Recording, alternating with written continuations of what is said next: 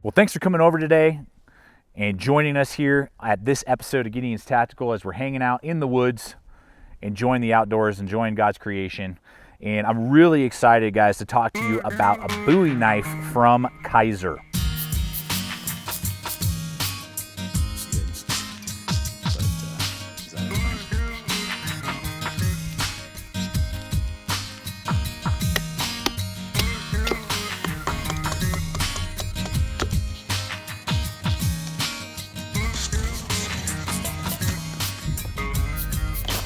Today we're looking at the Kizer Dirk Pinkerton designed Little River Bowie.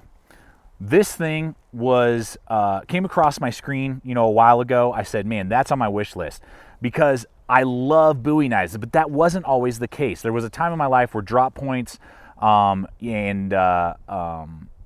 spear points were really the way that I preferred. Those were the type of fixed blades in particular that I gravitated to, but I totally blame my good buddy Peter Kohler, the founder of Dark Timber Knives, for getting me addicted to Bowie knives. Now I love clip points. They just have such not only an aesthetic appeal to me, but there are levels of performance that a drop point won't offer you that a Bowie will, and particularly like a clip point. So this Little River Bowie came across, my screen, saw it. I was like, man, I got to get my hands on this thing, and have gotten my hands on it, as you guys can see, thrashed on it, tested it out.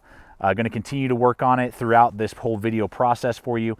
And just really looking forward to showing you what this little compact blade can do, because I really feel like this falls into kind of either a fixed blade EDC realm. If you like carrying a fixed blade for your EDC on a belt, and you live in an environment, you work in a type of job where you use a fixed blade a lot, and you're looking for that belt carry blade, I think it would be perfect for that, as well as a companion blade. So we're going to discuss all of that today as we look at this knife. It just has so many things going for it. So let's go ahead, jump to it, see what this has to offer, and whether or not it's going to be the compact fixed blade you're looking for. So the handle is one aspect that really connects with me. They did a fantastic job with the handle.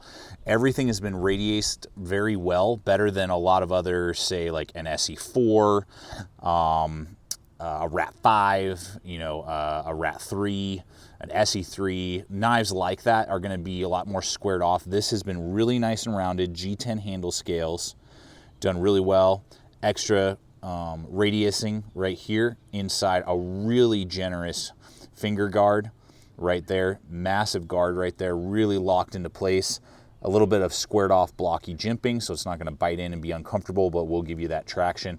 So this is absolutely usable in that stabbing capacity. You are not going to accidentally ride up and injure yourself. You got a really good purchase and grip, and it's contoured.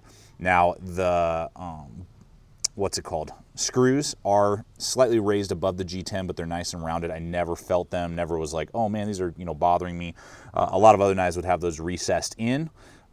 It's doesn't bother me. It doesn't really do anything one way or the other. It does have jimping on the back here on either end that is maybe like less than a millimeter raised. You don't really even feel it. And I wear large size gloves, as you guys know, plenty of real estate to spare. I believe it's 4.375 actual length on the handle, and then a maximum thickness of like 0.53 or something like that on the handle. So I mean, it is very controllable. You can reverse for outdoor use. It's basically a multi-purpose handle, meaning most knives, they're either designed to be more of a tactical knife and they're going to give you great traction, but they're kind of clunky and blocky and maybe over traction, have over traction. So it's fine for stabbing and quick tasks, but it's not designed for an hour of woodscraft, or it's a woodscraft style knife. And so the handle's really ergonomic, but you're not going to want to do any sort of harder tactical application, stabbing, just the traction's pretty low, but the ergonomics are really good. This is a blending of the two, so I can take this out in the woods and use this for an hour and not create any sort of hot spots, and then I can also use it for harder stabbing and that type of a task, or harder prying down and pushing down and cutting through heavier material, and it's going to give me great lockup and traction. I'm not going to be concerned about riding up on the blade. All right, we're going to go ahead and hit the blade here. What we're looking at is 1095 high carbon steel, and it's going to be 4.3 inches overall and a cutting edge of 4.2. Saber grind, again, just super super classic Bowie design, clip design. Really dig that a lot. Massive belly. I mean, it's like 3/4 belly, 1/3 straight edge here. Great relief edge out of the box. Saber grind again, really nice to see that. Traction coating that is holding up really well to the abuse, so it's not a cheapo traction coating on there. That's pretty light, you know, it's not really gritty. I like that. Not a 90-degree spine. You would have to grind it down or something like that if you want to throw sparks with this. Maximum thickness back here of 0.16, which is fantastic. It's a little stouter than 1/8 of an inch, but it's not 3/4, which I think would be overkill for this size of knife. So that helps it weigh in at about 6 ounces, 6.5 ounces for this blade, which is a great carry weight for a compact fixed blade like this.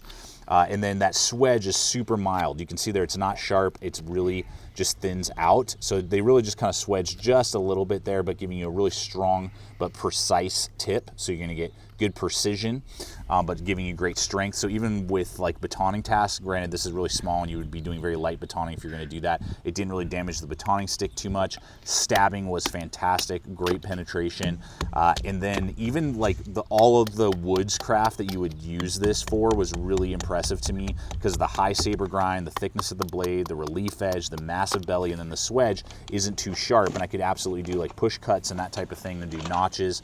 So, and then, you know, around the house, you know, regardless if you're going through cordage, paracord, seat belt, you know, hemp rope, I did some rubber and, you know, plastic edging, was just really pleased. So it's just a general, like, can do everything knife that in a compact package.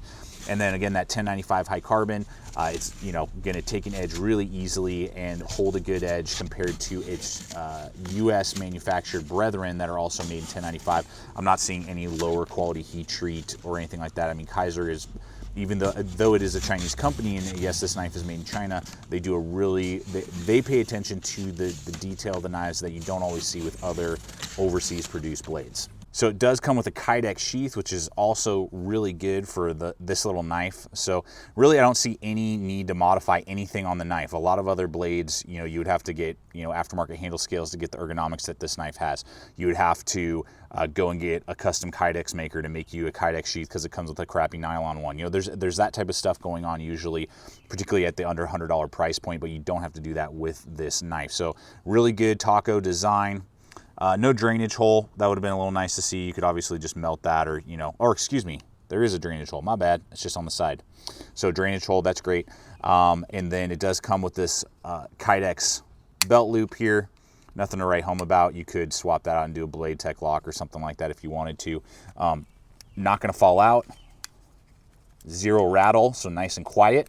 Possibly a good hunting knife, you know, or a more stealth profile. The only real drawback that I have with the Kydex, and this is easily remedied, but because it's so far up on the neck of the knife and there is really no push off, you kind of, it's doable, but you almost like squeeze here and push off.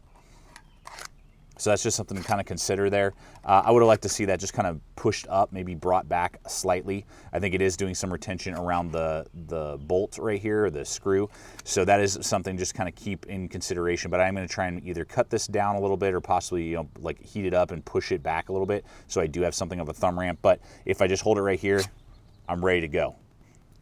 Then I can stab real quick. So again, as a tactical knife or something like that, it definitely has the layout for that self-defense role. If you are trained and you know what you're doing, I do not recommend that unless you know what you're doing. But it does have that layout with the knife and the sheath.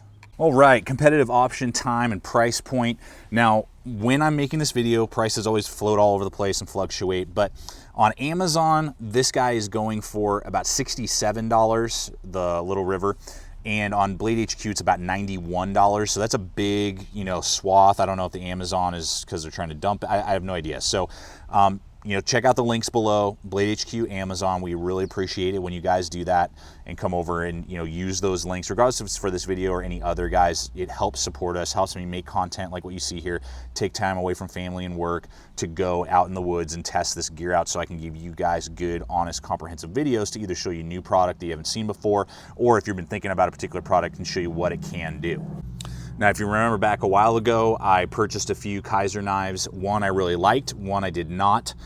So I was 50-50. One stood out to me as really good. One had some issues and just, you know, just wasn't a design that connected with me. Based off of that, Kizer recently reached out to me, offered, you know, a couple blades to test out. This is one that I've been looking at for a long time, so they sent this one over to us to test out and review so I can give you guys my honest feedback, and I'm really pleased again with what I am seeing. Now, based off of the price, really the two knives that kind of in my mind that I have right now in the collection that kind of really get close to it is either the SE4 HM, just got this with from the factory Kydex, super awesome. Video coming soon on that, or my tricked out BK16. It really, this Little River really reminds me of the BK17 that has now been discontinued. And what's cool is that though these are USA made, and these guys, the SE4 HM, it would be about $95, so really close to what this is going for on Blade HQ. And then the BK16 and what was the BK17 usually is about 70 bucks, so right around what it's going for on Amazon right now. Really what I would say is that if for the $90 price point, I think it's a little high, and I would rather go with, you know, a USA made something like this SE4 probably for the majority of the tasks that I'm going to look at. For the $70 price point, if you can find it for around that price, I think you are getting a really good value, because when I think about my BK16 and if this was a BK17, to get what I'm getting out of this knife, I would have to get upgraded handle scales, because these come with that, you know, goofy plastic polymer. This is again G10, and they come with nylon sheaths, and I had to go get, you know, an AZ Welke sheath, which is a great option if you are wanting custom Kydex. Links below. Really good price points and really good quality Kydex. But this comes with a Kydex that I don't really need to modify, except for maybe just getting a little thumb ramp, you know, push off that I can easily do with a heat gun. So I would say, particularly against like Becker knives and that are of similar size, this Kizer is awesome and very competitive. And at about $90, I would say I would still probably go with the US knife first, but is a great secondary option if just the design really connects with you, or you already have a bunch of SEs and Beckers and you just want to try something different.